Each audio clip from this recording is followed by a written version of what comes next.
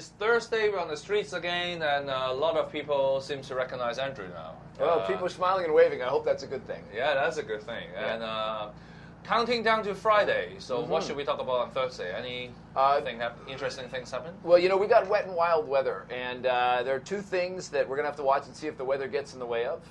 One of them, I know I probably won't, is the flag hoisting at the Indian Consul General for their 67th Independence Day. Oh. So, you know, shout out to all the Indian viewers out there. You know, this is the English language one. I imagine we got a few from the Indian crowd out there. So, thumbs up for your Independence Day, guys. Yeah. And it has been a very important group in Hong Kong. I think the Indians is closely related to the economic growth in Hong Kong. And also people nowadays just realize that a lot of Japanese, a lot of Koreans, but they almost forgot that actually the Indians has contributed a lot to Hong Kong as well. Yeah, I still have a very special role in Hong Kong.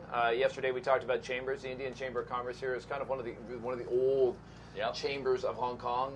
They're one of the few groups that has a certificate of origin rights. They can actually stamp on something made in Hong Kong, which is very rare. And the British granted that to them in the colonial days, and they've reserved that. Yeah. But it's an interesting community because we have the traditional Indian community in Hong Kong that are part of this huge part of Hong Kong's history.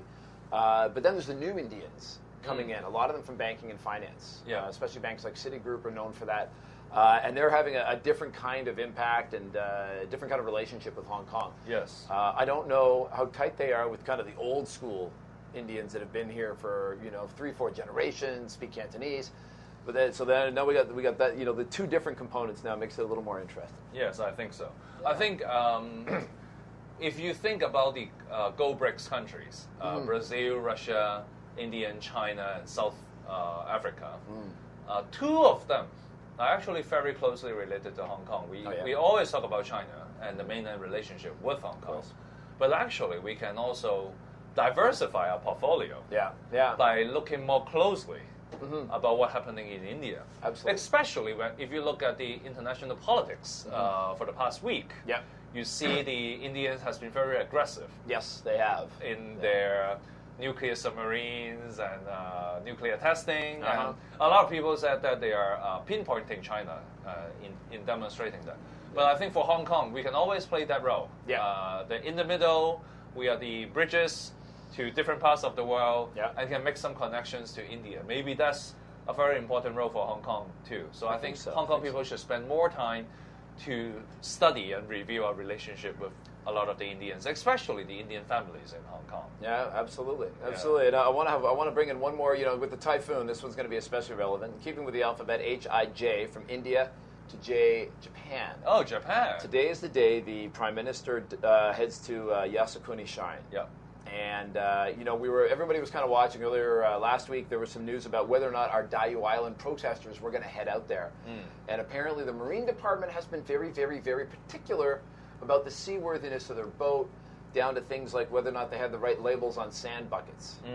And so there's some discussion about whether or not they would be allowed to go. Earlier, in the week, they hadn't gotten permission yet. But with the typhoon coming through, the question is, are they going to go out there and protest on the same day that the Japanese Prime Minister is visiting the Yasukuni Shrine? And I mean, like this, if these guys, don't have the Marine Department certification, are they going to go ahead anyways? Yeah. And if the weather's no good or they get into trouble, this could turn into a real, if these guys go out there and sink, you've got martyrs. Yeah. I mean, nothing stirs up a movement like a martyr. Yeah. So we're going to have to wait and see if these guys sneak out of harbor today or if they behave themselves and stay inside Hong Kong with the bad weather.